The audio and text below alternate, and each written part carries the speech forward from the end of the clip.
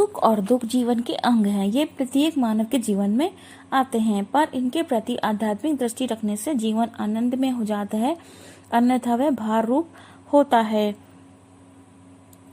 एक नया मंदिर बन रहा था। एक यात्री उस नवनिर्मित मंदिर को देखने के लिए रुक गया। उस स्थान पर अनेक मजदूर और कारीगर काम कर रहे थे, पत्थर तोड़े जा रहे थे। पत्थर तोड़ने वाले एक मजदूर से यात्री ने पूछा कि भाई, तुम क्या कर रहे हो? मजदूर ने क्रोध से अपने हथौड़े को रोका और कहा कि क्या आपको दिखाई नहीं पड़ता, मैं पत्थर तोड़ रहा हूँ। इतना कहकर वह फिर पत्थर तोड़ने लगा। यात्री आगे बढ़ा और उसने पत्थर तोड़ते हुए दूसरे मजदूर से पूछा कि मित्र, क्या कर रहे हो? उसने उदासी के साथ आंखें ऊपर उठाई और कहा कि बस रोजी रोटी कमा रहा हूँ। वह फिर पत्थर तोड़ने लगा। वह यात्री और आगे बढ़ा और मंदिर की सीढ़ियों के पास पत्थर तोड़ते हुए तीसरे मजदूर से भी वही प्रश्न पूछा कि भाई, क्या काम कर रहे हो?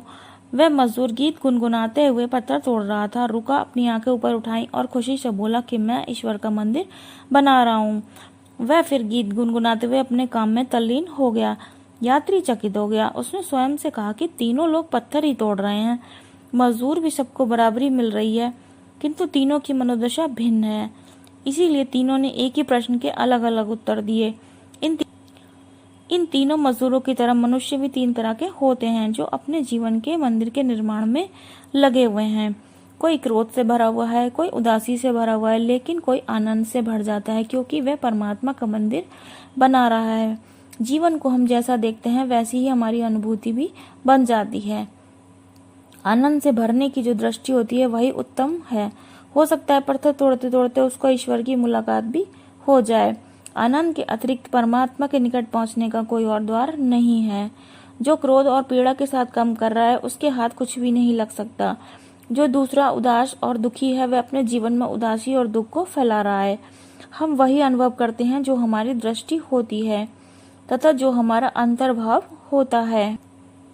अधिकतर लोगों का जीवन सुखद और दुखद घटनाओं से भरा हुआ है। ज्यादातर लोगों का मूल स्वभाव खुश रहने वाला ही होता है, यानी लोग खुश रहना चाहते हैं, लेकिन ऐसा करने में वह विफल रहते हैं, क्योंकि खुशी के ऊपर हमेशा एक भय हावी रहता है।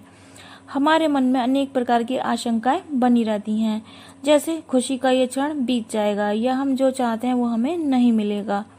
अक्सर सबसे बड़ा डर इस बात का होता है कि एक दिन हमारा शरीर काम करना बंद कर देगा। इस प्रकार विषयोन्मुखी प्रवृत्तियां विषयों में ही विचरण करती रहती हैं और ये स्थिति बड़ी भयावह है। व्यक्ति को सुखी होना चाहिए, शरीर से, मन से तथा आत्मा